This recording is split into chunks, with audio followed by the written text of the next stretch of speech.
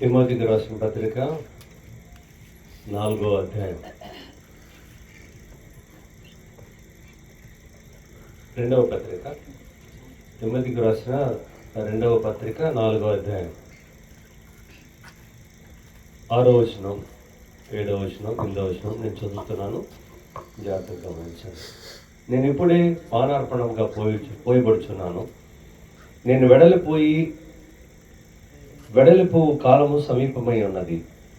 మంచి పోరాటము పోరాడి తిని నా పరుగు కడముట్టించింది. విశ్వాసము కాపాడుకుంటుని ఇక మీదట నా కొరకు నీతి కిరీటం ఉంచబడి ఉన్నది. ఆ దినమందు నీతిగల న్యాయాధిపతి అయిన ప్రభు అది నాకు మాత్రమే కాకుండా తన ప్రత్యక్షతను అపేక్షించే వారందరికీ అనుగ్రహించును. మహోన్నతుడైన తండ్రి, మీకు వందనాలు. ఈ వాక్య భాగాన్ని దీవించండి. కొన్ని ఆత్మీయ తలంపులను మా మధ్యలో పంచుకోవడానికి మీకు కృప చూపించమని యేసునామములో స్తుతించి ప్రార్థిస్తున్నాను తండ్రి. ఆమేన్. పౌలు తన ఆఖరి రోజుల్లో రాసిన పత్రిక ఇది. అందుకనే తను ఈ మాటలు రాస్తున్నాడు. సాధారణంగా ఎవరైనా చనిపోతున్నప్పుడు వాళ్ళు చివరిగా ఏ మాటలు పలుకుతారో, ఏం చెప్తారో అన్నది ఆసక్తిగా చూస్తూ ఉంటారు. వాళ్ళ చివరి మాటలకు చాలా విలువ ఉంటుంది. ఆ విధంగానే ఇక్కడ పౌలు యొక్క మాటలు మనం చూస్తున్నాం. నేను ఇప్పుడే పానార్పణంగా పోయబడుచున్నాను. నేను వెడలిపోవు కాలము సమీపై ఉన్నది. బహుశా దేవుడు పౌలు యొక్క చివరి రోజుల గురించి తెలియజేశాడేమో అని మనం అనుకోవచ్చు ఖచ్చితంగా. ఎందుకనంటే నేను వెడలిపోవు కాలము సమీపమై ఉన్నది అని. అయితే ఇక్కడ పౌలు మనకు చెప్పే మాటలు చాలా సవాళ్ళతో కూడి ఉన్నాయి. ఏమంటాడంటే, మంచి పోరాటం పోరాడి తిని నా పరుగు కడముట్టించిదని, విశ్వాసమును కాపాడుకుంటేని. 3 విషయాలు ఇక్కడ తను చెప్తా ఉన్నాడు. పౌలు యొక్క ఆరంభం మనకు తెలియంది కాదు. సంఘాన్ని హింసిస్తూ, క్రైస్తవులను హింసిస్తూ, వారి మీద దాడి చేస్తూ, క్రైస్తవులకు ఒక పీడకలగా లేదా ఒక భయానకమైన వ్యక్తిగా మిగిలిపోయిన కొనసాగుతున్న ఈ వ్యక్తిని దేవుడు ఎంత అద్భుతంగా మార్చాడు అన్నది మనం చూసినప్పుడు, తర్వాత అంటే దేవుడు తన్ని మార్చకముందు తన యొక్క జీవితం, దేవుడు తన్ని రక్షించిన తర్వాత తన జీవితం ఎంత అద్భుతంగా ఉందో అనేది మనకు అర్థమవుతుంది. తన యొక్క జీవితం ఎంత భయానకంగా భయపెట్టే విధంగా ఉందంటే, అపోస్తల కార్యాల గ్రంథంలో చూసినప్పుడు 9వ అధ్యాయంలో ఇక్కడ అననీయ అంటాడు, ఒక దర్శనం చూపించి ప్రభు అననీయ అని పిలిచి అక్కడికి వెళ్ళి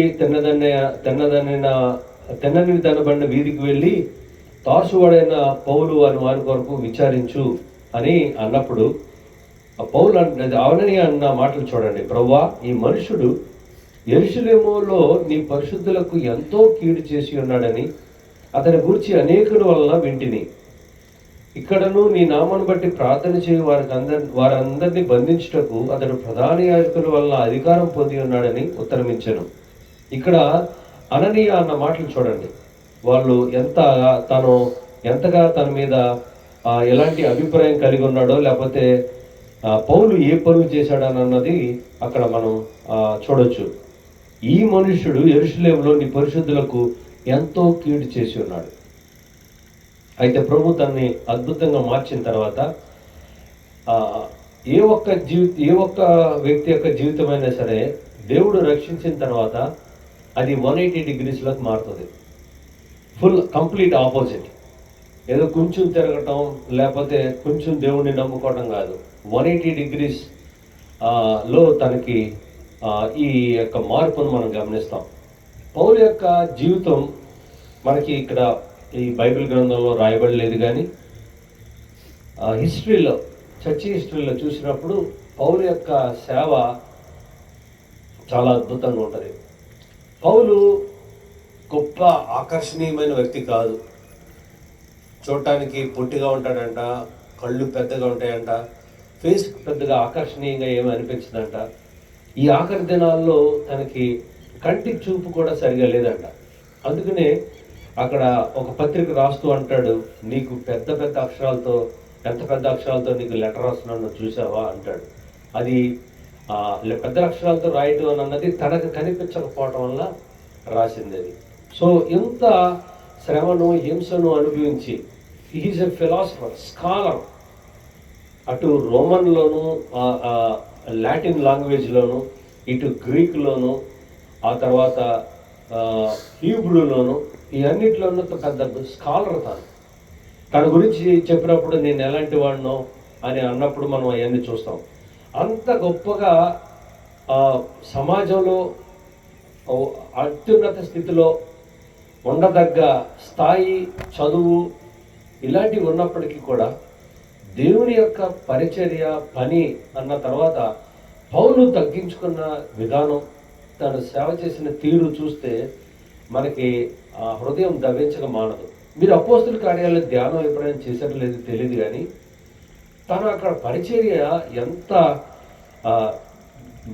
ఎంత తీవ్రంగా చేస్తాడంటే, ఒకసారి మనం అక్కడ చూడొచ్చు. ఎక్కడ ఒక రాత్రి తను వాక్యం చెప్పినప్పుడు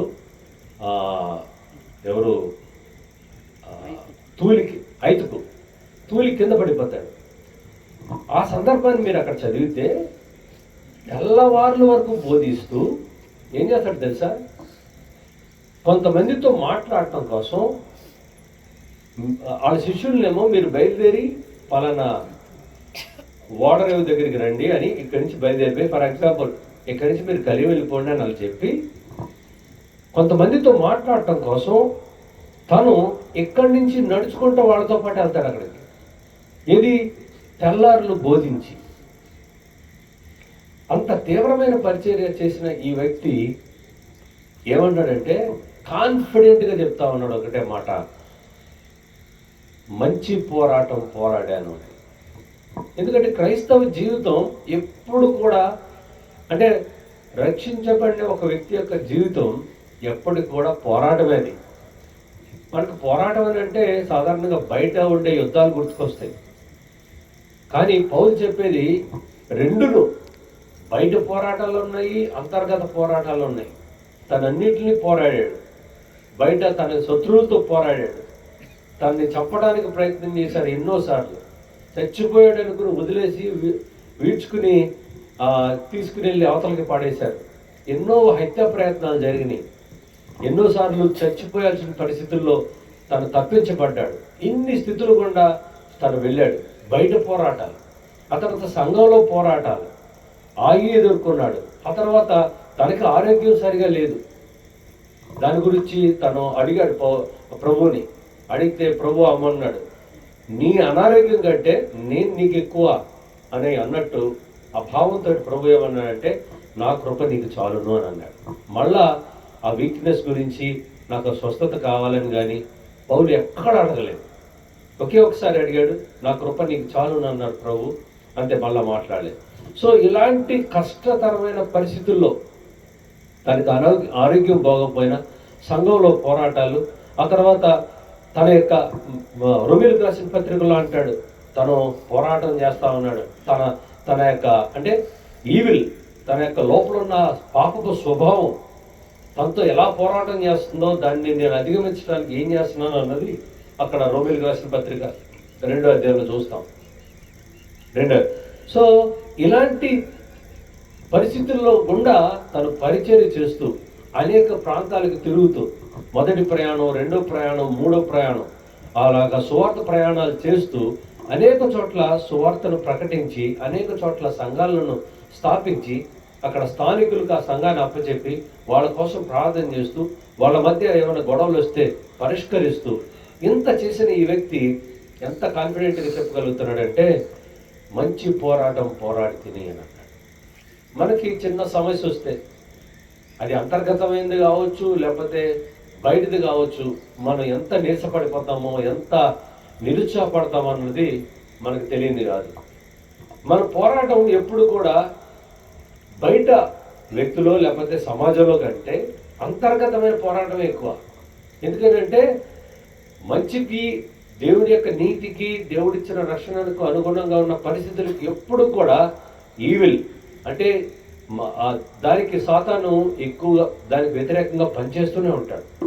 ఆ తీవ్రమైన పోరాటం మనం ఎప్పుడు ఎదుర్కొంటానే ఉంటాం, నిత్యము ఎదుర్కొంటూ ఉంటాం, క్షణక్షణం ఎదుర్కొంటానే ఉంటాం. కాబట్టి మనం రక్షించబడిన వ్యక్తులంగా ఎంతవరకు దానిని అధిగమించగలుగుతున్నాం, ఆ పోరాటంలో మనం జయాన్ని సాధిస్తున్నామా, లేదా ఓడిపోయి లేదా లొంగిపోయి సాతానుకు బానిసలుగా ఉండిపోతున్నాం. లేదా బానిసలు అంటే రక్షించబడిన వ్యక్తి ఎప్పటికీ బానిస కాలేడు, అయితే ఆ క్షణంలో పడిపోవటం, తొలగిపోవటం, లేకపోతే జారిపోవటం, అలాంటి పరిస్థితులు ఈ పోరాటం అన్న దానికి మనం ఉదాహరణగా చెప్పుకోవచ్చు. కాబట్టి మనం వ్యతిరేకంగా అంటే మన మనసాక్షికి, దేవుని యొక్క నీతికి వ్యతిరేకంగా పనిచేసే ప్రతి శక్తితోటి మనం పోరాటం చేస్తున్నాం ఈ లోకంలో. కాబట్టి ఆ పోరాటాన్ని నేను చెప్తూ అది మంచి పోరాటం పోరాడాను అంటే తను కాన్ఫిడెంట్గా ఎలా చెప్పగలుగుతున్నాడంటే ఈ పోరాటాలన్నింటిలో కూడా దేవుని కృపను బట్టి నేను జయించగలిగాను. తన యొక్క స్టేట్మెంట్ మంచి పోరాటము పోరాడి తిని అని అన్నాడు. అంటే చూడండి, అది ఏదో సరదాగా క్యాజువల్గా చెప్పిన మాట కాదు, పౌలు క్యాజువల్గాను సరదాగా చెప్పింది కాదు. మంచి పోరాటము పోరాడి తిని అన్న మాట పౌలు పలికితే పరిశుద్ధాత్మ దేవుడు ఇక్కడ రాయించాడు. కాబట్టి అది ఎంత ఖచ్చితమైంది అని అంటే ఎక్కడ కూడా పౌలు తనకు అప్పచెప్పిన బాధ్యత విషయంలో తన పోరాటంలో విజయాన్ని సాధిస్తూనే వచ్చాడు తప్ప ఎక్కడ లొంగిపోలేదు, ఎక్కడ పడిపోలేదు అన్నది. ఇక్కడ నేను ఇప్పుడే పానార్పణంగా పోయబడుచున్నాను అన్నాను. అంటే పానార్పణంగా పోయబడటం అంటే బలి ఇచ్చే స్థలంలో ఒక బలి పశువును పెట్టినప్పుడు బలి ఇవ్వడానికి సిద్ధంగా ఉన్న పశువు ఎలాగైతే ఉంటుందో అదే మాట, అదే అర్థంతో మనం ఇక్కడ దీన్ని తీసుకోవచ్చు. నేను పానార్పణంగా పోయబడుచున్నాను అని అంటే తన యొక్క రోజులు ముగిపోతున్నాయి. సో నా పరుగు కడముట్టించిదిని అంటే ఒక అథ్లెట్, ఒక క్రీడాకారుడు తన యొక్క పరుగును కంప్లీట్ చేసిన తర్వాత విజయుడిగా తను ఫలితాన్ని సాధించినప్పుడు పలికే మాటలాగా చెప్తా ఉన్నాడు, నా పరుగు కడగొట్టించితిని, విశ్వాసాన్ని కాపాడుకుంటుంది. సో విశ్వాసం ఎక్కడా సడలిపోలేదు. తనకి ఎన్ని కష్టాలు వచ్చినాయి, ఎన్ని ఇబ్బందులు వచ్చినాయి. నేను పౌలు యొక్క మొత్తం హిస్టరీ అంతా మీ ముందుకు నేను తీసుకురాలేను, కానీ మీరు చదువుకున్నప్పుడు తన గురించిన విషయాలు మీరు చదివినప్పుడు తెలుస్తుంది. విశ్వాసం తను ఎక్కడూ కోల్పోలేదు. ఎందుకనంటే పిలిచిన దేవుడు నమ్మదగిన వాడు కాబట్టి తన విశ్వాసాన్ని ఎక్కడ కోల్పోలేదు. ఇన్ని సందర్భాల్లో ఆకలితో కూడా ఉన్నాను నేను అని అంటాడు. తనకి వాడబద్దలైపోయిన సందర్భాలు ఉన్నాయి, ఆకలితో అలమటిస్తున్న సందర్భాలు ఉన్నాయి, శత్రువులతో పోరాటాలు ఉన్నాయి, లోపల వారితో తన వారైన వారితో కూడా పోరాటాలు ఉన్నాయి. ఈ పరిస్థితుల్లో కూడా నేనేం చేశానంటే నా విశ్వాసాన్ని కాపాడుకున్నాను. ఎక్కడ విశ్వాసం సడిలిపోలా. మనకు నార్మల్గా చిన్న ఆపద, చిన్న ఇబ్బంది ఏదన్నా ఎదురైతే మనం చూసే విషయంలో, దేవుని పైన ఆధారపడే విషయంలో మనకు కొంచెం బ్యాలెన్స్ తప్పుద్ది. దేవుడు ఏంటి, నేను ఎలా చేస్తాను అన్నది. అంటే వాస్తవానికి మనం ఎంతవరకు దేవుని విషయంలో నమ్మకంగా ఉన్నాం, ఎంత యథార్థంగా ఆయన్ని సేవిస్తున్నాం అన్న విషయాన్ని మనం ఆలోచించుకోం. కానీ దేవుడు నా పట్ల ఎందుకు ఇలా చేశాడు, ఎందుకు నాకు శ్రమ ఇలా కలిగింది, ఎందుకు నాకు ఈ శోధన కలిగింది అని ఆలోచిస్తామే తప్ప నా విశ్వాసం ఎంతవరకు ఉంది. ఈ పరిస్థితుల్లో కూడా దేవుని మీద నేను ఆనుకుని ఆధారపడి ఆయన వైపు చూస్తూ విశ్వాసంగా నేను ముందుకు వెళ్తున్నానా లేదా అన్న విషయాన్ని మనం ఎప్పుడు పరీక్షించుకోం. కానీ ఏమనుకుంటామంటే నాకు ఈ కష్టం ఎందుకు వచ్చింది, నాకు ఈ శ్రమ ఎందుకు వచ్చింది, నాకు ఈ శోధన ఎందుకు వచ్చిందని. అయితే పౌలు అంటా ఉన్నాడు, విశ్వాసమును కాపాడుకుంటేని అని అంటాడు. ఇక మీదట నా కొరకు నీతి కిరీటం మంచమని ఉంది. చూడండి, ఇక్కడ తన యొక్క ఫలితాన్ని చెప్తా ఉన్నాడు. నేను దేవుడు నాకు ఏదైతే అప్పగించాడో అది నేను ముగించేశాను. అయితే నా ఫలితం లేకపోతే దానికి వచ్చే రివార్డ్ ఏముందంటే నీతి కిరీటం నా కొరకు ఉంచబడి ఉందని చెప్తా ఉన్నాడు. అది తనకు తెలీదు. ఉంచబడి ఉన్నది అంటే ఫ్యూచర్లో జరగబోయే సంగతిని ఎంత కాన్ఫిడెంట్గా చెప్పగలిగాడు అని అంటే తను ఏ రకంగా ఈ జీవితాన్ని ముగించాడు అని అన్నది తనకు స్పష్టంగా తెలుసు కాబట్టి. అయితే ఏ ఒక్క వ్యక్తికైనా సరే, మనం ఇప్పుడు కొత్త సంవత్సరంలో ఉన్నాం, 2024 దాటిపోయింది, 25 మన జీవితాల్లోకి వచ్చేసింది. అయితే వయసును బట్టి మనం మరణానికి దగ్గరగా ఉంటాం అని అనుకోవడం చాలా పొరపాటు. 60 సంవత్సరాలు అది దాటిన తర్వాత ఏ వ్యాధి వస్తుందో, ఏ జబ్బు వలన ప్రాణం పోద్దా అని అనుకోండి. దానికంటే ఏ వయసులో ఉన్న వాళ్ళైనా సరే ప్రాణాలు ఎటు పోతాయో, ఏ రకంగా పోతాయో అన్నది మనం ప్రతి క్షణం ఆలోచించుకోవాల్సిన విషయం. కాబట్టి ఇదేదో ఇంకా చాలా వయసు ఉంది కదా, ఇంకా జీవితం ఉంది కదా, జరగాల్సినవి చాలా ఉన్నాయి కదా, కాబట్టి అప్పుడు ఆలోచించుకోవచ్చు అని అనుకోవడానికి సమయం లేదు. ఎప్పుడు జీవితం ముగుస్తుందో మనకు తెలియదు. కాబట్టి నీ ఆరంభం ఎలా ఉన్నదన్న సంగతి పక్కన పెడితే నీ ముగింపు ఎలా ఉన్నదన్నది మనం ఆలోచించుకోవాలి. మనం ఇశ్రాయేలు రాజుల గురించి చాలా మంది గురించి మనం చూస్తాం.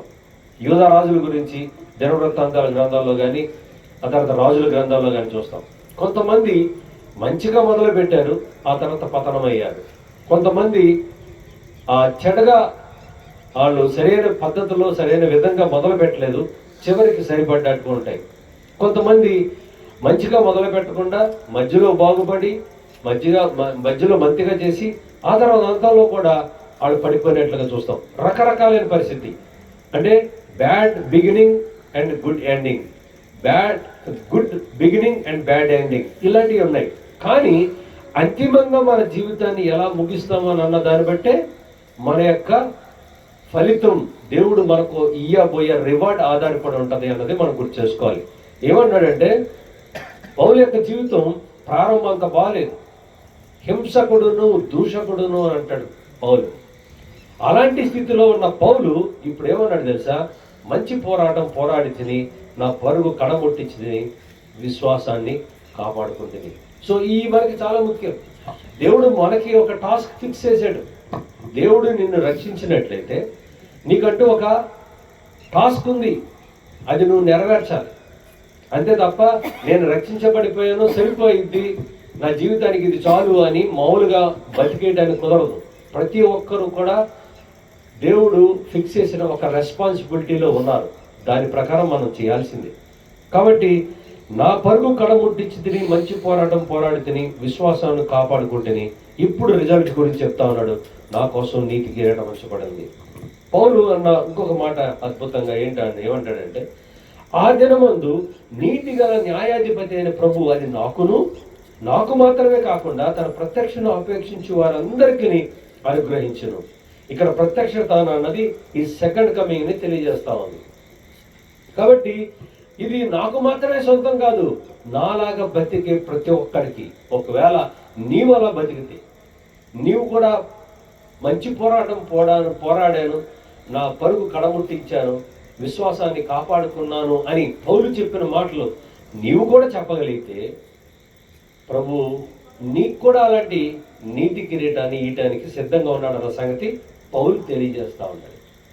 ఆ దినమందు అది నాకు మాత్రమే కాకుండా తన ప్రత్యక్షను అపేక్షించి వారందరికీ. ఇక్కడ పౌలు యొక్క మనసు, దేవుని యొక్క గొప్పతనం రెండు చూడొచ్చు మనం.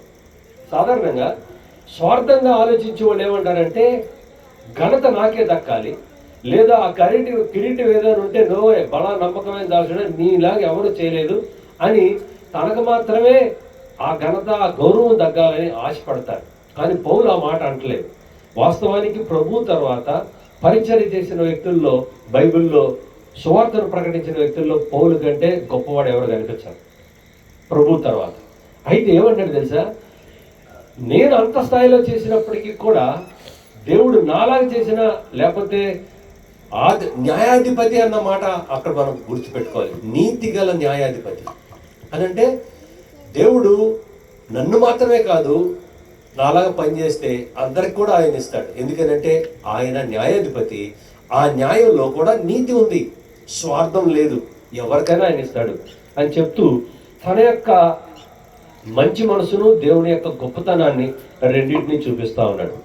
ఆ తర్వాత నేను ఒక 2 పాయింట్లు మీతో చెప్పేసి నేను క్లోజ్ చేస్తా. ఇక్కడ ఏమంటాడంటే, ఇక్కడ ఈ ఫైనల్ డేస్లో ఈ 9వ వచనం తర్వాత నుంచి పౌలు చెప్పిన మాటలు ఏంటంటే, తన దగ్గర నుంచి ఎవరైతే వెళ్ళిపోయారో తన గురించి బాధపడుతూ ఒక మాటలు అంటాడు. దేమ ఇహలోకాన్ని స్నేహించి నన్ను విడిచి తెస్సలోనికకు వెళ్ళిపోయాడు అని. అదే ఆ తర్వాత 14వ వచనంలో అలెగ్జాండరు అని కంచరవాడు నాకు చాలా కీడు చేశాడని ఇలా గుర్తు చేసుకుంటూ మధ్యలో ఒక మాట అంటాడు. ఏమనంటాడంటే, అవి అంటే నెగిటివ్గా ఉన్న విషయాలైతే పాజిటివ్గా ఉన్న మాటల గురించి కూడా తను జ్ఞాపకం చేసుకుంటాడు. తనకు ఎవరైతే కీడు చేశారో అన్న వారిని వాళ్ళు జ్ఞాపకం చేసుకుంటూ వాళ్ళ గురించి బాధపడుతూ, దేమ ఇహలోకాన్ని స్నేహించి నన్ను విడిచి వెళ్ళిపోయాడని బాధపడతా ఉన్నాడు. అలెగ్జాండర్ అనేవాడు కీడు చేశాడని కూడా బాధపడతా ఉన్నాడు. అయితే చూడండి, ఈ ఆఖరి పరిస్థితుల్లో, ఆఖరి రోజుల్లో పౌలు చేసిన ఒక మంచి పని ఏంటంటే, చూడండి 11వ వచనం, లోక మాత్రమే నా యుద్ధ ఉన్నాడు, మార్కును వెంటడు పరిచారం నిమిత్తము నాకు ప్రయోజనకరమైన వాడు అని మార్కును గురించి చెప్తా ఉన్నాడు. ఈ లోక మార్కు ఇద్దరు కూడా సువార్తలు రాసిన గ్రంథకర్తలు. లోక రాసిన సువార్త ఈ లోక రాశాడు, లోక వైద్యుడు అన్న సంగతి మనకు తెలుసు. అలాగే ఈ మార్కు రాసిన సువార్త కూడా ఈ మార్కే రాశాడు. ఈ మార్కుకు మరి ఒక పేరు యోహాను, జాన్ మార్క్ అంటారు ఈయన్ని. వీళ్ళకి జరిగిన ఈ గొడవ గురించి మనం ఒకసారి చూస్తే ఏమని ఉంటుంది చూడండి. అపోస్తల కార్యాల గ్రంథం 15వ అధ్యాయం. కొన్ని దినములైన తర్వాత పట్టణంలో ప్రభు వాక్యం ప్రచురపరిచితము. ఆయా ప్రతి పట్టణంలో ఉన్న సహోదరులతో తిరిగి వెళ్ళి వారు ఎలాగున్నారో చూతమని పౌలు బర్మతో అనెను. అప్పుడు మార్కు మారు పేరు గల యోహానును వెంట పెట్టుకుని పోవుటకు బర్నబా ఇష్టపడెను. అయితే పౌలు పంపూలియలో పని కొరకు తమతో కూడా రాక తమను విడిచిన వారిని వెంట పెట్టుకుని పోవుట యుక్తం కాదని తలించను. వారిలో తీవ్రమైన వాదము కలిగినందున వారు ఒకరిని ఒకరు విడిచి వేరైపోయి. బర్నబా మార్కును వెంట పెట్టుకుని వాడెక్కి కుప్రకు వెళ్ళాను. యాక్చువల్గా బర్నబాకు మార్కు రిలేటివ్. ఇక్కడ మార్కు జాన్ చూడండి, ఇక్కడ అప్పుడు మార్కు అని మారు పేరు గల యోహాను అని అంటది. తను ఏం చేశాడంటే యెరూషలేంకి వెళ్ళిపోవడానికి సిద్ధపడ్డాడు. యెరూషలేం వెళ్ళిపోవడానికి సిద్ధపడి పౌలుని విడిచిపెట్టాడు. అయితే తన్ను వెంబడించకుండా పౌలుని వెంబడించకుండా మార్కు వెళ్ళిపోయినందుకు పౌలు నొచ్చుకున్నాడు, తను విడిచి వెళ్ళిపోయాడు.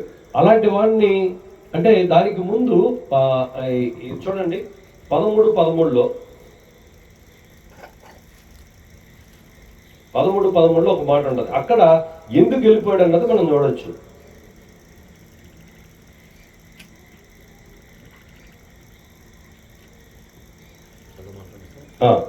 తరువాత పౌలు అతనితో కూడా ఉన్నవారును ఓడ ఎక్కి పాపు నుండి బయలుదేరి పంపురియోలో ఉన్న పెర్గేకు వచ్చిరి. అతడు యోహాను వారిని విడిచిపెట్టి యెరూషలేమునకు తిరిగి వెళ్ళాను. ఇది కారణం. యోహాను వారిని విడిచిపెట్టి యెరూషలేమునకు వెళ్ళిపోయాడు. సో అలాగా వెళ్ళిపోయిన వ్యక్తిని ఎలా వెంట పెట్టుకుని వెళ్తాను నేను అని పౌలు అన్నప్పుడు వారి మధ్య, బర్నబాకు పౌలుకు మధ్య విభేదం వచ్చింది. తీవ్రమైన వాదం కలిగినప్పుడు పౌలు మార్కును విడిచిపెట్టి శీలను ఏర్పాటు చేసుకుని వెళ్ళిపోయాడు.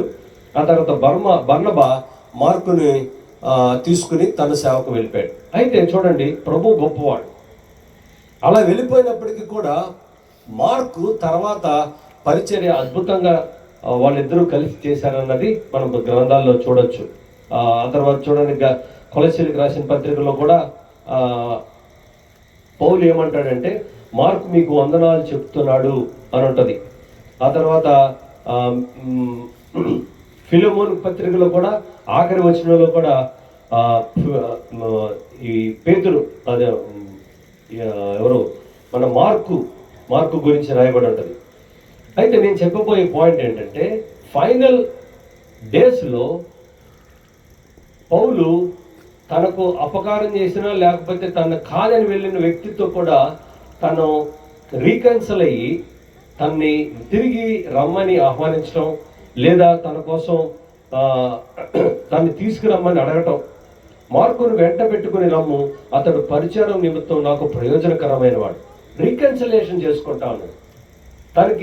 తనను విభేదించినప్పటికీ కూడా మార్కును రీకన్సిలేషన్ చేసుకుని ఏమంటాడంటే, నాకు సువార్త పరిచారం నిమిత్తము ప్రయోజనకరమైన వాడు అని అంటా ఉన్నాడు.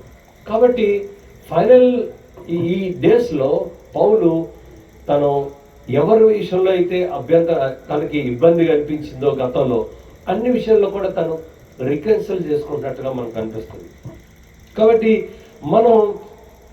మన ఎవరి మీదన్నా భేదాలు వచ్చినప్పుడు, ఎవరి మీదన్నా సరే కోపం వచ్చినప్పుడు, అభిప్రాయ భేదాలు వచ్చినప్పుడు మనం వాళ్ళని దూరం పెట్టడం జరుగుతుంది. అయితే ఆ వ్యక్తి, అవతల వ్యక్తి కూడా రక్షించబడిన వాడు, లేకపోతే దేవుణ్ణి నమ్ముకున్నవాడు అని అనుకున్నప్పుడు అయితే కనుక మనం ఖచ్చితంగా ఆ వ్యక్తులతో మనం రీకన్సిల్ అవ్వాలి. ఎవరిని కూడా శత్రువుగా మిగుల్చుకుని మనం ముందుకెళ్ళటానికి లేదు. ఈ ఫైనల్ టైంలో కూడా తను ఆ విషయాన్ని మర్చిపోవట్లేకపోవాలి. కాబట్టి మనం ఎవరి మీద అయితే అభిప్రాయాలు ఉన్నాయో వాళ్ళని క్షమించకుండా, లేకపోతే వాళ్ళ మీద కోపాన్ని అలాగే కొనసాగిస్తూ మనం దేవుని బిడ్డలుగా ఉండటానికి వీలేదు. అది ఖచ్చితంగా క్షమాపణ లేదు, క్షమించలేని పరిస్థితుల్లో ఏ వ్యక్తి కూడా లేడు. ఎందుకనంటే అదే కనుక మనం ఇతరులకు అప్లై చేస్తే, మన విషయంలో దేవుడు అప్లై చేస్తే అది ఎంత సీరియస్గా ఉంటుంది అన్నది మనకి అర్థమవుతుంది. కాబట్టి పౌలు మంచి పోరాటం పోరాడాను, నా పరుగు కడముట్టించాను, విశ్వాసాన్ని కాపాడుకున్నాను అన్న అయ్యే మాటలు మన జీవితం అంతమవుతుంది అని అనుకుంటే మనం చెప్పగలమా? ఈ మాటలు, నా కొరకు నీతి కిరీటం ఉంచబడి ఉంది అన్న మాటలు మనం చెప్పగలమా? కాబట్టి ఈ యొక్క సంవత్సరపు మొదటి నెలలో మనం ఈ మాటలు జ్ఞాపకం చేసుకుందాం. పౌలు మంచి పోరాటం పోరాడాడు, పరుగు కడముట్టించాడు, విశ్వాసాన్ని కాపాడుకున్నాడు, నీతి కిరీటం ఉంచబడి ఉన్నదని ధైర్యంగా చెప్పగలుగుతూ ఉన్నాను. ఒక మాట ఒక సంఘటన చెప్పి నేను ముగిస్తాను. ఒలింపిక్స్ ఎప్పుడు జరుగుతున్నాయో తెలియదు, ఏ సంవత్సరం అనేది తెలియదు. ఒలింపిక్స్ ముగిసే ముందు ఆఖరి ఈవెంట్ ఏంటంటే మారథాన్ జరుగుద్ది. ఆఖరి ఈవెంట్ అది. ఆ ఈవెంట్ జరిగిన తర్వాత ఫైనల్గా వాళ్ళు ఎక్కడో మొదలవుద్ది కాబట్టి ఇంచుమించు 29 మైళ్ళు అది. కాబట్టి ఎక్కడో మొదలయ్యి స్టేడియం దగ్గర ముగుస్తుంది. కాబట్టి ఆ టైంకి, ఫినిషింగ్ టైంకి వాళ్ళు స్టేడియంలోకి వస్తారు. అది అయిన తర్వాత క్లోజింగ్ సెరమనీ ఉంటుంది. అయితే మీకు తెలుసు 29 కిలోమీటర్లు కాదు, మైళ్ళు ప్రయాణం చేయడం, పరిగెట్టడం అనేది చిన్న విషయం కాదు. దానికి చాలా స్టామినా కావాలి. అయితే ఆ విషయంలో సాధారణంగా మనం పరుగు పందాల్లో 1, 2, 3 స్థానాల్లో ఉన్న వాళ్ళకి ప్రైజులు ఉంటాయి. ఆ తర్వాత మిగిలిన మనం లెక్క పెట్టుకోం. అయితే ఈ మారథాన్ అన్నది చాలా సుదీర్ఘమైన ప్రయాణం కాబట్టి ఆ 4వ స్థానం, 5వ స్థానం, ఆ తర్వాత వచ్చిన కూడా లెక్కలో తీసుకుంటారు. లెక్కలో తీసుకోవడం అంటే ప్రైజులు ఇవ్వడానికి కాదు, అవార్డు ఇవ్వడానికి కాదు, వాళ్ళ యొక్క పరుగు పందెంలో వాళ్ళకున్న స్టామినాని గుర్తుంచుకుంటారు. సో ఈ విధంగా అది ముగింపు జరుగుతూ ఉంది. ఫస్ట్ ప్రైజ్ మొదటి పరిగెట్టిన వ్యక్తి వచ్చాడు, రెండో స్థానంలో ఉన్నవాడు 3వ స్థానంలో ఉన్నారు, అలాగే వచ్చేసారు. అయితే ఒక వ్యక్తి ఆఖరిగా వస్తున్నా ఉన్నాడు, అందరూ స్టేడియంలోకి వెళ్ళిపోయారు, తను ఇంకా పరిగెడతా ఉన్నాడు. పరుగు పెడతా ఉంటే పక్కన ఉన్న వాళ్ళు అన్నారంట, నువ్వు ఇంకా ఎందుకు పరిగెడుతున్నావు? ఆల్రెడీ అందరూ స్టేడియంలోకి వెళ్ళిపోయారు, మొదటి 2-3 స్థానాలు వచ్చేసి 4-5 కూడా వచ్చేసి, నువ్వు చూడకపోతే చివరిలాగా ఉన్నావని ఆ పక్కన ఉన్న ప్రేక్షకులు అంటా ఉన్నారంట. అంటే అతను చెప్పింది ఏంటంటే, తను జపాన్ నుంచి వచ్చాడు, నా దేశం నన్ను ఎందుకు పంపించిందంటే పరుగు ముగించమని పంపించింది, పరుగు ఆపమని పంపించలేదు అని చెప్పాడు. స్థానం ఏదైనా కావచ్చు, అది 10వ స్థానం రావచ్చు, 11వ స్థానం రావచ్చు, ఏదైనా కావచ్చు, తన పరుగు తుదముట్టించాడు. ఏ ప్లేస్ వచ్చింది కాదు, తన దేశం, నా దేశం నన్ను పంపించింది పరుగు ముగించమనే తప్ప పరుగు ఆపమని కాదు అని అన్నాడు. సో ఈ లోకంలో నువ్వు నేను ఉన్నామని అంటే పరుగు ముగించటానికి, పరుగు ఆపటానికి కాదు. మంది పరుగు అన్న సంగతి తెలిస్తే పౌలు చెప్పాడు, అది పోరాటం అని చెప్పాడు. విశ్వాసాన్ని కాపాడుకోవాల్సిన బాధ్యత కూడా ఉందని చెప్పాడు. ఇవన్నీ చేసినప్పుడు నీతి కిరీటం ఆ నీతి గల ప్రభు మనకు అనుగ్రహిస్తాడు. దేవుని మాటలను దీవించింది. Thank you sir. పిల్లరా, మరి దేవుని వాక్యము చాలా శ్రేష్టమైనది. అనేకులు కలిగిన ధన్యత, కృప ఇంకా ఆయన మనకి ఇచ్చాడు. మన మధ్యన ఈ క్రొత్త సంవత్సరంలో చాలా మంది దాటిపోయారు. మనం ఇంకా జీవిస్తున్నామంటే అది దేవుని కృప మాత్రమే. మరి మనం చదివిన కీర్తన భాగంలోంచి 21వ కీర్తన మరొకసారి 11వ వచనం చూద్దామండి.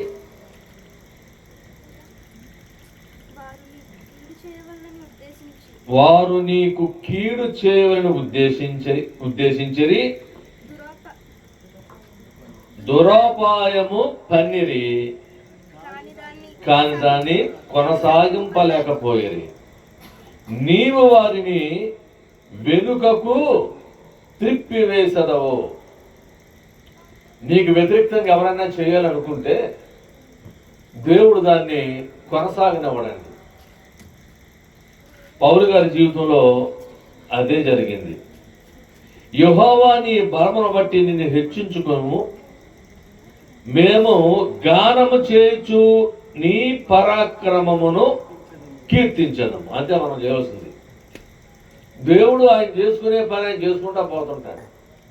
ప్రతిదాన్ని మనం లెక్క వేయాలనుకోండి, మనం దేవుళ్ళ మనం ఆలోచించలేము. ఇంకో ఇక్కడ విషయం ఏంటంటే, మన జ్ఞానం వ్యర్థమండి ఎప్పుడు కూడా. నెపోలియన్ బోనాపార్టే త్రాగుని నిషేధించాడు. యవన కాలంలో ప్రపంచాన్ని గెలిచేశాడు.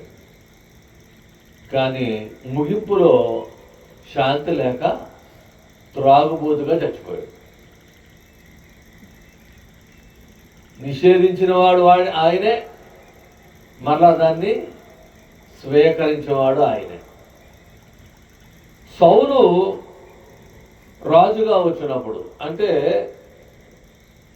యాక్చువల్గా బైబిల్ అకార్డింగ్ టు స్క్రిప్చర్స్ సౌలుకి ఆధిక్యత లేదు.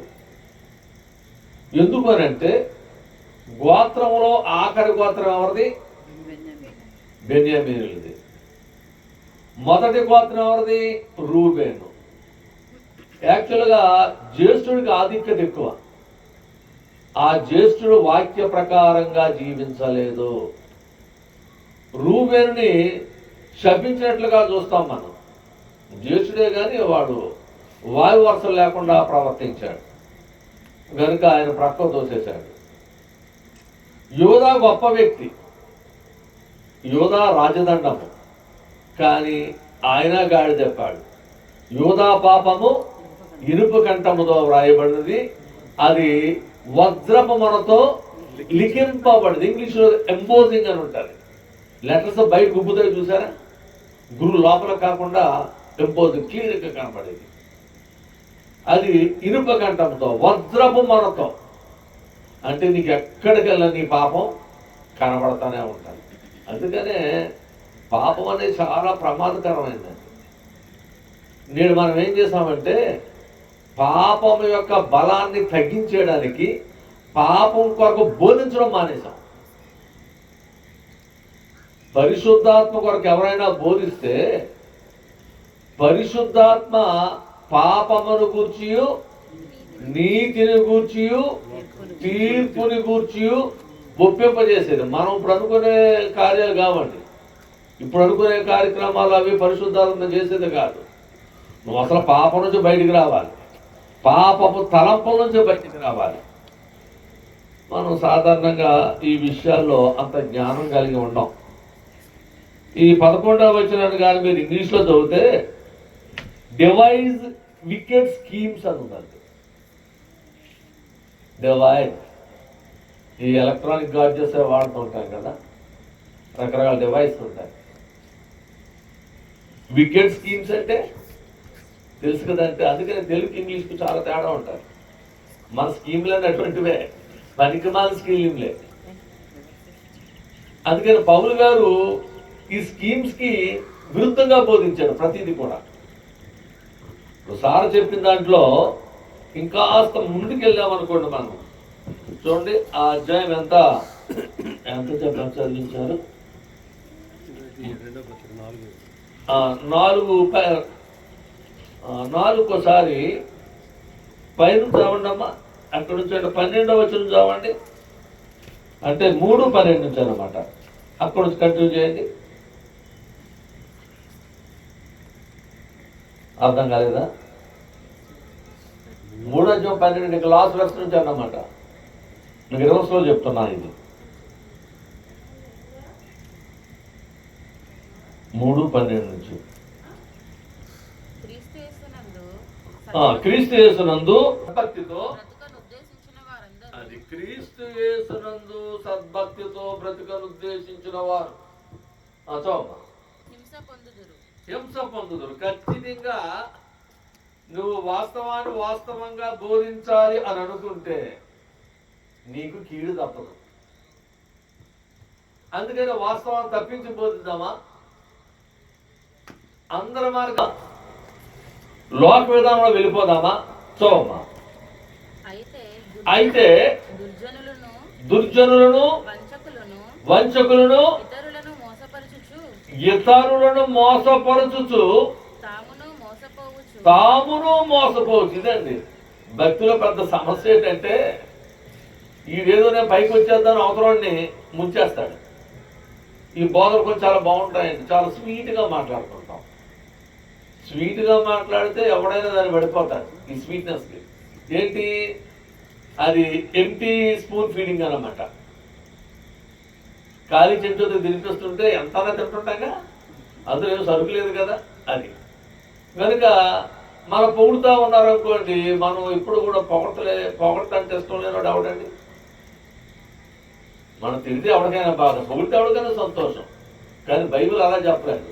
మిమ్మల్ని పొగిడితే శ్రమ. ఆడెవడో పనికిమానుడు సేవకు వచ్చాడండి. ప్రతి ఒక్కడు అర్థమైన సేవకు ప్రతిష్ఠించడానికి లేదు. సేవకుడు కొన్ని లక్షణాలు ఉన్నాయి. అయితే వాడు స్టేజ్ ఎక్కాడు.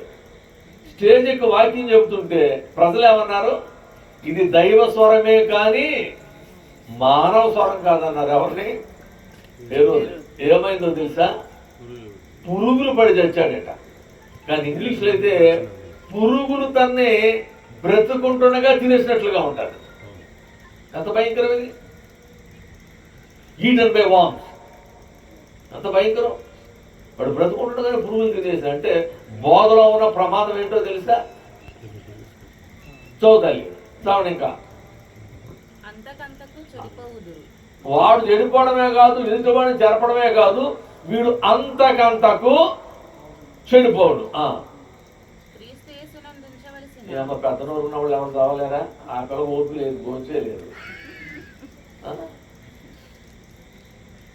మగాళ్ళు ఏంటంటే మగవాడు అనిపించుకోవడం, మనం బండికితే మగవాడు అనిపించుకుంటాం, భయం అని వెళ్ళిపోతాం. బైబిల్లో నీ అంత సోంబేరికి ఒకడు ఉండడం.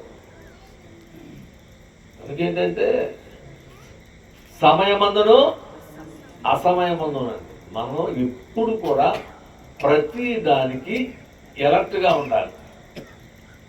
మీరు ఎప్పుడైనా హెచ్ఎంవి సౌండ్ చూసారా?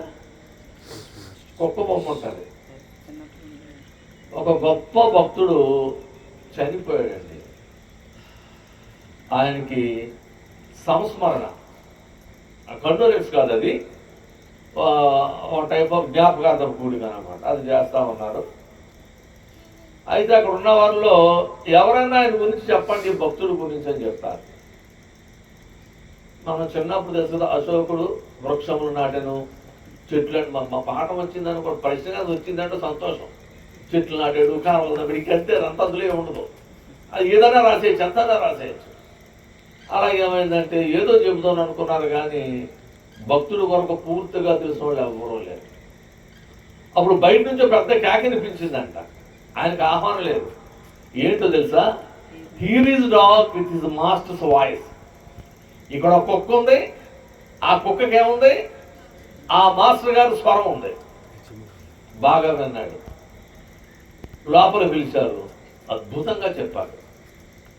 హెచ్ఎంఎంట్ హిజ్ మాస్టర్స్ వాయిస్. మీ పూర్వం గ్రామఫోన్ మాపూర్ ధర తిప్పుకుంటూ తిరిగేవి, దాన్ని కుక్క పంపేస్తుంది. అంటే ఇప్పుడు మనకు అర్థాలు తెలియదు, చాలా మందికి ఎందుకు పెట్టారో కూడా ఏమీ తెలియదు. కనుక నువ్వు ఎక్కడున్నా వాక్యంతో నువ్వు నిండున్నావు అనుకోండి, అది తన్నుకొస్తుంటుంది బయటికి. అందుకనే ఎవరు కూడా క్రొత్త ద్రాక్షలను తీసి పాతిత్తులు లేవు. ఎందుకంటే పాత ఇంకా దానికి ఎక్సమైపోయి నువ్వు అందులో ఏ వేసినా పగిలిపోవడమే తప్ప దానివల్ల ఉపయోగం ఉండదు.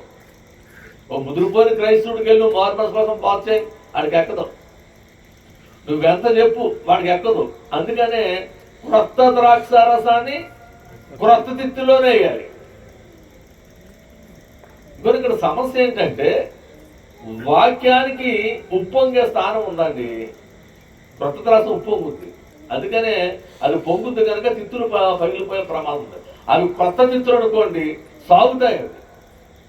కనుక దేవుని వాక్యం మనం సెలవిచ్చేది ఏంటంటే నీవు వాక్యముతో నింపబడాలి. పౌలు గారు బోధ చేస్తా ఉంటే ఆ బోధ సత్యమా కాదా, లేఖనాలు ఇలాగ ఉన్నాయా అని బెరయా క్రైస్తవులు ఏం చేశారట? ఆ బోధని పరీక్షించారట. అసలు పౌలు గారినే పరీక్షిస్తే ఈ రోజుల్లో మనల్ని ఎంతగా పరీక్షించాలండి?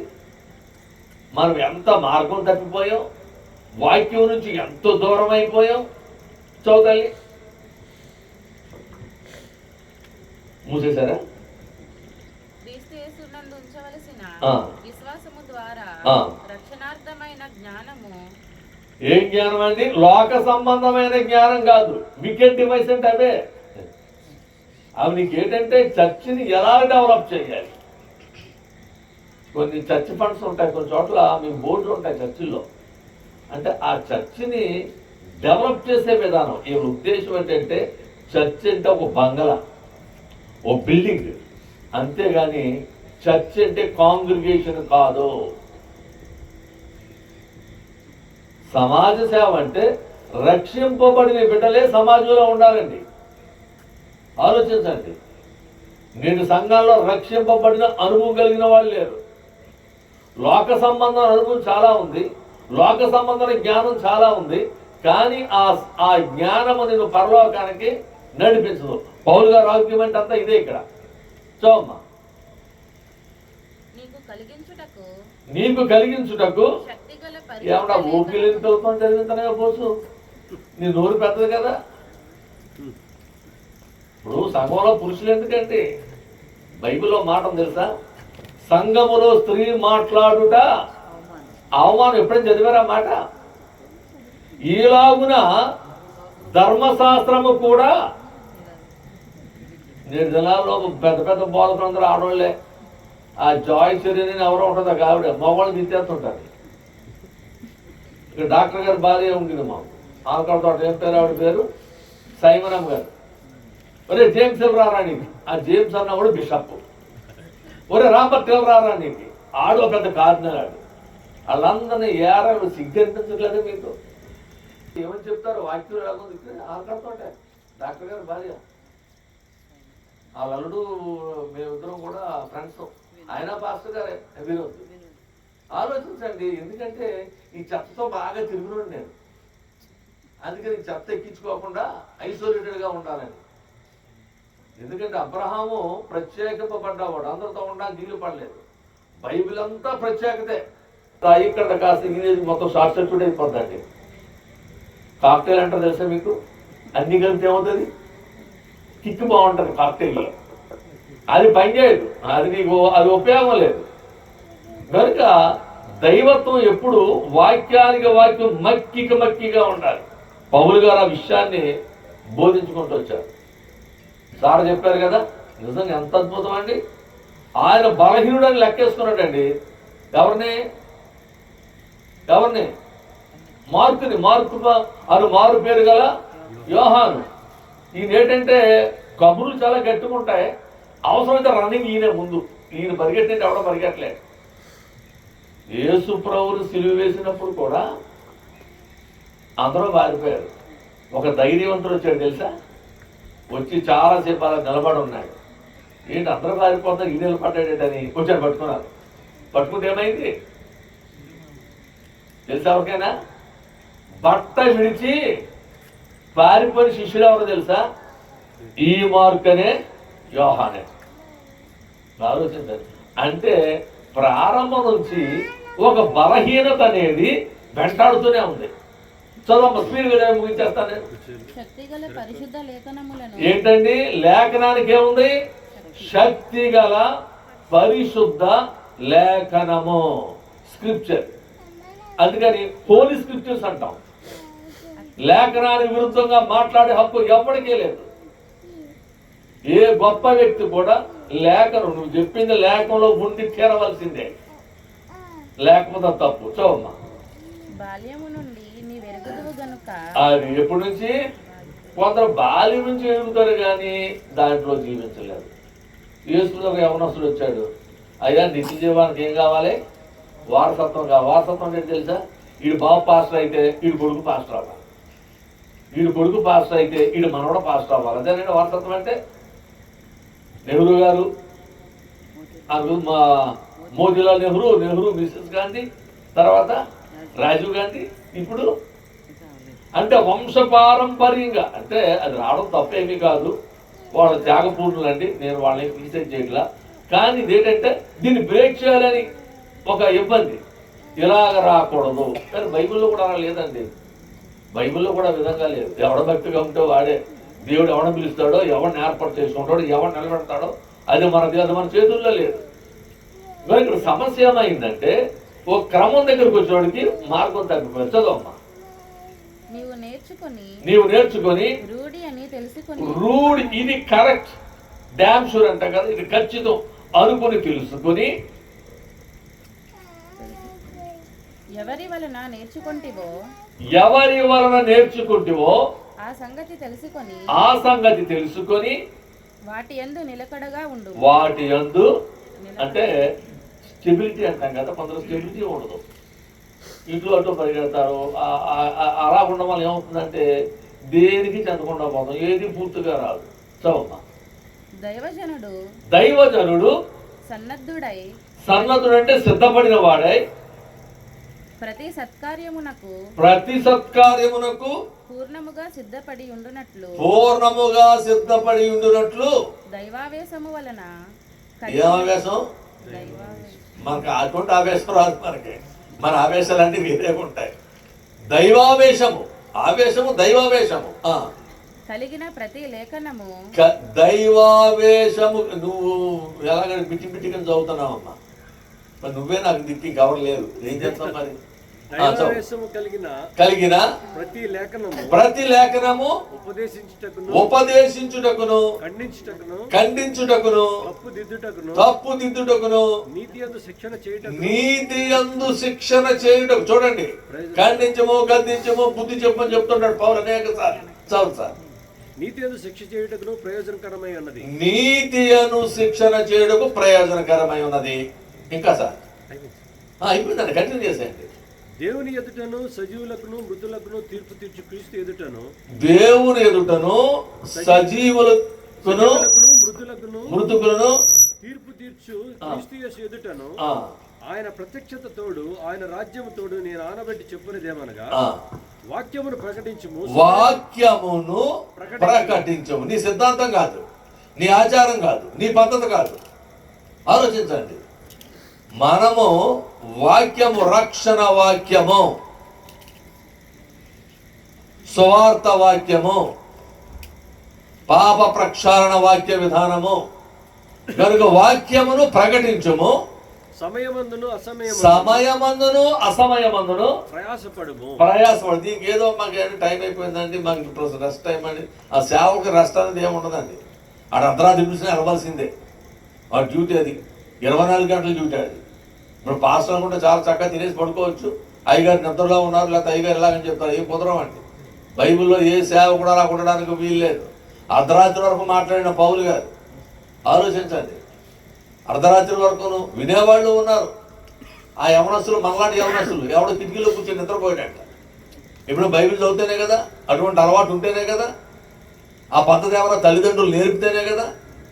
వీళ్ళు ఇంకా పనికి మాలోళ్ళు తండ్రి చదవకపోతే కొడుకు చదువుతాడా, తల్లి చదవకపోతే పిల్లలు చదువుతుందా? తల్లిదండ్రులు చదవాలండి, పిల్లలకు నేర్పాలండి. మనం నేర్పవలసిన విషయాలు నేర్పలేకపోతా ఉన్నాం. చదువు మంచిదే, చదువు మీరు నేర్పాలి. ఎవరైనా లక్షలు ఖర్చు పెట్టి చదివిస్తున్నాం. ఆ టీచర్స్ నేను 10 రూపాయలు నేర్పకల్లా, కానీ భక్తి మాత్రం ఖచ్చితంగా నేర్పాలి. చదవండి సార్. సంపూర్ణమైన దీర్ఘశాంతముతో ఉపదేశించుచు ఖండించుము గద్దించుము బుద్ధి చెప్పు. సేవకుడు ఉండవలసిన లక్షణాలు ఇవ్వండి. ఖండించాలి, గద్దించాలి, తప్పు దిద్దాలి, బుద్ధి చెప్పాలి. ఇంకా ఎందుకనగా జనులు హితబోధన సహింపక దురద చెవులు గలవారై తమ స్వకీయ దురాశలకు అనుకూలమైన బోధకులను తమ కొరకు పోగు చేస్తారు. ఏం చేస్తున్నారటండి? తమ స్వకీయ దురాశలకు అనుకూలమైన బోధకులు. ఎవడ బోధకాడికి వెనకాల సంతానతాన్ అనేవాళ్ళు ఉంటారండి, సై అనేవాళ్ళు ఉంటారు. దాన్ని పోగేసుకుని చూడండి సార్. సత్యములకు చెవినీయక కల్పనా కథల వైపునకు తిరుగు కాలము వచ్చును. ఆల్రెడీ వచ్చే ఉన్నది. అయితే నీవు అన్ని విషయములలో మితముగా ఉండుము, శ్రమపడుము, సువార్తికుని పని చేయము. ఏంటి సార్? సువార్తికుని పని చేయము. సువార్త కాదండి, గమనించండి. ఇది సువార్త కాదు, సువార్తుకుని పని చెయ్యి. ఇప్పుడు చాలా మందికి ఈ విషయం తెలియట్లా. సువార్తుకుని పని వేరు, సువార్త వేరు. ఇప్పుడు సువార్త ఎవరికి చేయాలి? సువార్తలు చాలా ఉన్నాయండి. సాక్షార్థమైన సువార్త ఉంది, తెలుసా? 2 సువార్తలు తేడా. నువ్వు బోధ చేస్తావంటే వాడు మారడు, వాడు రక్షింపడ్డు. వాడు మారడు, వాడు రక్షించడు, రక్షింపబడ్డు. కానీ ఏంటంటే వాడికి ఒక రుజువు ఏంటో తెలుసండి? నీకు సువార్త అందిందా లేదా, నువ్వు బోధ విన్నావా లేదా. మీరు గమనించండి. సుమారు 120 సంవత్సరాలు బోధించాడు. ఎవరు? నోవహు. ఎంతమంది మారారు? 120 సంవత్సరాలు ఎంతమందికి బోధించాడు? ఇంట్లోనే బోధించుకుంటున్నాడా? ఎవ్వడూ మారలేదండి, మారరు. కానీ సాక్ష్యం అక్కడ. నీకు చెప్పానా లేదా? రేపు పరలోకం వెళ్ళినప్పుడు ప్రభువా నువ్వు ఎవడో నాకు తెలియదు, నాకు ఎవడో చెప్పలేదంటే, ఏడి ప్రకాష్ గారు పంపానయ్యా, దైవకుమార్ పంపానయ్యా, వాళ్ళందరూ వాళ్ళ క్యారెక్టర్ మంచిది కాదు నాయన, అందుకని నమ్మలేకపోయిన అంటాడు వాడు. అందుకనే బోధించేవాడి జీవితము బోధకు తగినట్లుగా ఉండదు. పెద్ద సమస్య. మీరు అందుకనే సాధు సుందర్ సింగ్ గారి రచనల్ని మన ఈ సంఘ క్రమంలో ప్యాటర్న్లో పెట్టలేదండి.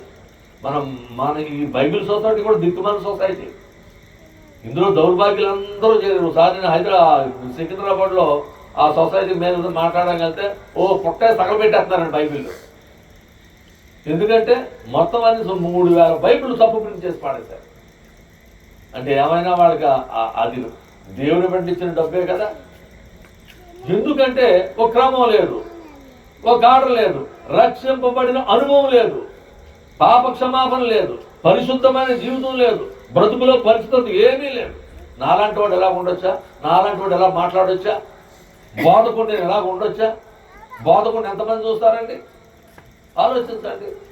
గనుక సువార్తికుని పని చేయము. రక్షణ సువార్త మంచిది. యేసుప్రభు ఆ సువార్త చేశారు. యేసుప్రభు రక్షణ సువార్త చేసినా అనేకులు మారలేదండి. గుంపులుగా వచ్చి ప్రభు మీద పడుతున్నారు. ప్రభు అన్నాడు, ఎవరో నన్ను ముట్టుకున్నారయ్యా. పేదరు గారు పాపం వచ్చింది, ఎవరు ముట్టుకున్నారు? 300 వచ్చి మీద పడుతున్నారు. ఎవరని చెప్తావు? అందరూ పడుతున్నారు కానీ అందరూ బాగుపడటంలా. యేసు మీద పడ్డ వాళ్ళందరూ బాగుపడలేదు. మరి నువ్వు ఎలా చెప్తున్నావు? ప్రభావము నాలోంచి వెడలిపోయింది. వర్చ్యూ ఇంగ్లీష్ అంటే నన్ను స్వీకరించిన వారు ఒకరున్నారు, నాలోంచి కొంత బాగానే వాళ్ళు తీసుకెళ్ళిపోయారు. ఎవరంటే ఆమె వచ్చి దాగి ఉండలేక అయ్యా నేనే అని చెప్పేది. మీకు ఆ సన్నివేశం చూస్తుంటే ఎంత దారుణంగా ఉంటుందంటే అండి, యాయుడు అనుకుంటా వాళ్ళ అమ్మాయి 12 సంవత్సరాల అమ్మాయి చావు బ్రతుకుల్లో ఉంది. అయ్యా నా కుమార్తె చావు బ్రతుకుల్లో ఉందని చెప్పాడు. ప్రభువారేమో ఆ చిన్న పిల్ల వయసు 12 సంవత్సరాలట, ఈ రక్తస్రావం గల వయసు ఆవిడ అనుభవం ఏమో 12 సంవత్సరాలట. అంటే వ్యాధితో అనుభవం 12 సంవత్సరాలు. ఇప్పుడు ఎవరికి ప్రాధాన్యత ఇవ్వాలండి? 12 ఏళ్ల వయసు ఉన్న బాలికక, లేకపోతే వ్యాధితో ముదిరిపోయి వయసు మళ్ళీపోయిన ఆవిడిక? కానీ ఇక్కడ ఒక ఆవశ్యకత ఉంది. ఎందుకనంటే ఆ వ్యక్తి సమాజ మందిరపు అధికారి, అంటే ఒక విధంగా హై ప్రీస్ట్, బోధకుడు అండి ఆయన. బోధకుడు ఏమని అడుగుతున్నాడంటే, నా కుమార్తె చావు సిద్ధంగా ఉంది, నీ వచ్చి ఆమె మీద చేతులుంచవయ్యా అన్నాడు. మీరు బైబిల్లో కొన్ని సన్నివేశాలు చాలా విచిత్రంగా ఉంటాయండి. అంటే ఆయన ఉద్దేశం ఏంటంటే చేతులుంచితేనే బాగుపడతాడు, చేతులుంచకపోతే, చేతులతో మన వాక్యం ఉన్నాను కానీ ఇప్పుడు ఇదేమనుకోవాలా, వస్త్రం ముట్టుకుంటే నేను బాగుపడిపోతాను. ఇప్పుడు వస్త్రం ముట్టుకుందే బాగుపడిపోయింది. ఈ లోపల ఇంటి నుంచి కబురు వచ్చింది, అయ్యా సేవకుడుకు ఇబ్బంది పెట్టద్దు, ఆల్రెడీ అమ్మాయి చనిపోయింది. ఇటువంటి దిక్కుమాలిన సలహాలు ఇచ్చేవాళ్ళు, సాక్ష్యాలు ఇచ్చేవాళ్ళు చాలా మంది ఉంటారు. ఆయన ఎవరి దగ్గర ఉన్నాడు? ప్రభు దగ్గర ఉన్నాడు. ఆయన జీవము, జీవాధిపతి. వీడేమని చెప్తున్నాడు, ఇంకా ఆయన ఇబ్బంది పెట్టద్దు, నీ పిల్ల చనిపోయిందన్న. ప్రభు ఏమన్నా తెలుసా? నమ్మిక ఉంచో, విశ్వాసం ఉంచో. వెళ్ళాడండి ప్రభు ఇంటికి. ఎలా ఉందంట? బిషప్లో, సంఘ పెద్దలు, చెత్త చెదారం అంతా నిండిపోయి ఉంది. ప్రభు ఏమన్నా తెలుసా? ఏమన్నా చెప్పండి ఎవరైనా? స్థలమీయుడి. గమనించండి, స్థలమీయుడి. ప్రభువుకు తప్ప అందరికీ స్థలం ఉంది అక్కడ, ప్రభువుకు స్థలం లేదండి. ఇప్పుడు క్రైస్తవ సంఘంలో కూడా ప్రభువుకి స్థలము లేదు. ప్రభువుకు స్థలం ఉంటే కొట్లాటలు, గుద్దులాటలు, తండ్రులాటలు ఆ సంఘంలో ఉండవు. గమనించండి, ఆ బిడ్డను చేపట్టుకున్నాడు, తలిత భూమి అన్నాడు. బిడ్డ లేచింది, బ్రతికింది. ఆ అమ్మాయికి ఆహారం పెట్టడం. నా ఉద్దేశం ఏంటంటే, ఇప్పుడు ఆయన సమాజ మందిరపు అధికారి. ఆయన విశ్వాసం ఎలా ఉందంటే, యేసుప్రభువు వారు వచ్చి చెయ్యేస్తే బాగుపడతాది. ఇక్కడ అన్యురాలి యొక్క నమ్మకం ఎలా ఉందంటే, మాట సెలవిస్తే, అంగి ముట్టుకుంటే బాగుపడతాను. ఒక శతాబ్దం మీద కబురు పెట్టాడు కదా, అయ్యా నువ్వు నా ఇంట్లో రావడానికి నేను అర్హుడు కాదు, మాట మాత్రము సెలవిగి. ఒకడు పొమ్మంటే పోతాడు, రమ్మంటే నాకు అధికారం ఉంది, నేను అధికారం లోబడినవాడే. ప్రభు అన్నాడు, వీడికి అంత విశ్వాసము. ఇశ్రాయేలీయుల్లో కూడా ఎంత విశ్వాసాన్ని నేను చూడలేదు. బైబిల్లో వారి అవిశ్వాసమునకు ఆశ్చర్యపడి అక్కడ ఆయన ఆశ్చర్యకార్యం చేయలేదట. ఇశ్రాయేలీయుల యొక్క అవిశ్వాసమునకు ఆశ్చర్యపడి. మారు మనసు అంత ఈజీ కాదండి, మనం అనుకున్నంత ఈజీ కాదు. చుట్టమానైతే మారు మనసు, సిగరెట్ మానైతే మారు మనసు, త్రాగు ఏమీ కాదండి. నువ్వు తిరిగి జన్మించడం అంటే వాక్యంతో జన్మించాలి. అమ్మ నాన్న పుట్టాం, వాళ్ళ లక్షణాలు మనకు వచ్చేసినాయి, అవి నేను రక్షించవు, అవి నీ గోతుకు తీసుకెళ్ళిపోతాయి, నేను పాతాళానికి తీసుకెళ్ళిపోతాయి. నువ్వు వాక్యంతో తిరిగి జన్మించాలి. ప్రతి పాపాన్ని ఒప్పుకోవాలి, ప్రతి చెడుని విడిచిపెట్టాలి, పరిశుద్ధమైన జీవితం జీవించాలి, పరిశుద్ధుల సహవాసము. భక్సింగ్ గారు అదే నేర్పారండి. భక్సింగ్ గారు బోధ అంతా కూడా పరిశుద్ధుల సహవాసం. అందుకని వాళ్ళు ఎవరితో కలవరు. ఇది కూడా దారుణమే.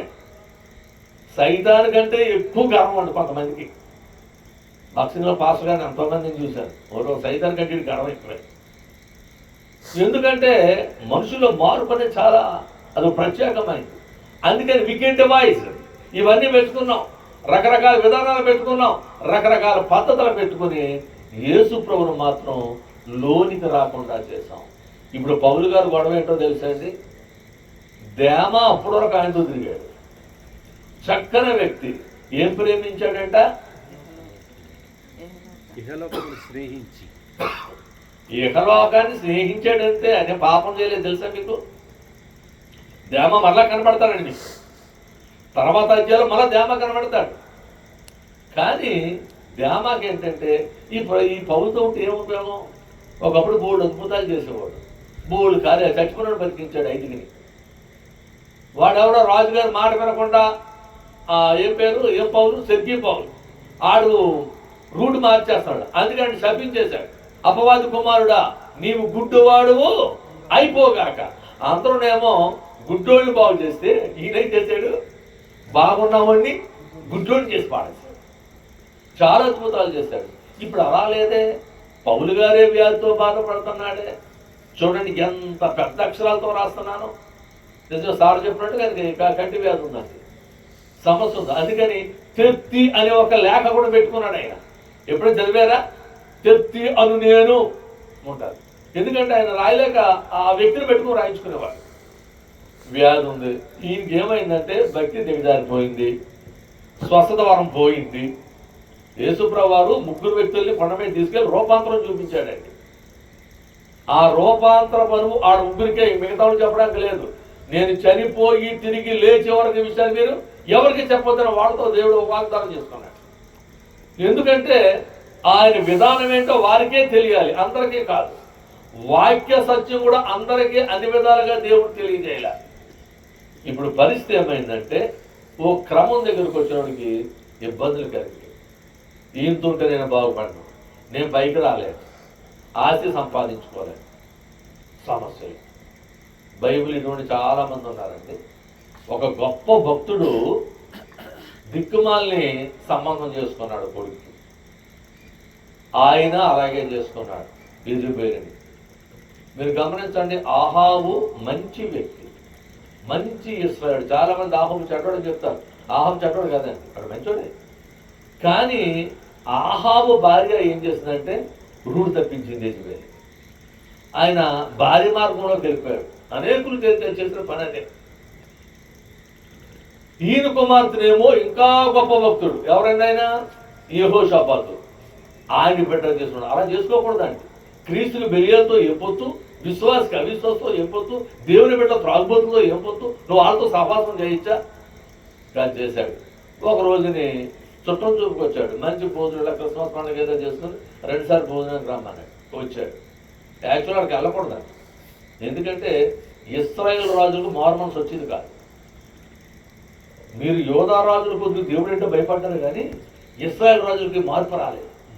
వాళ్ళకి అన్నీ తెలుసు, బాధ తెలుసు, విధానం తెలుసు.